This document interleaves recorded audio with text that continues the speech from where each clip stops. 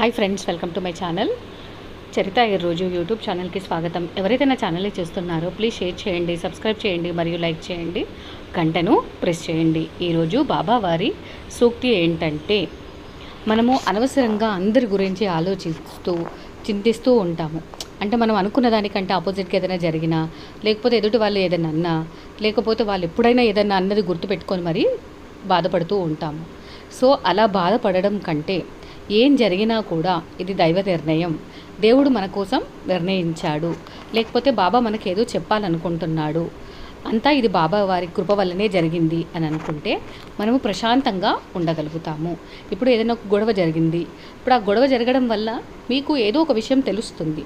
So ఈ గొడవ నాకే ఎందుకు జరిగిందని మానసిక ప్రశాంతతను పోగొట్టుకోవడం కంటే బాబావారు ఈ గొడవ వల్ల నాకు ఇది చెప్పారు అని ప్రశాంతంగా ఉండడం ఉత్తమం.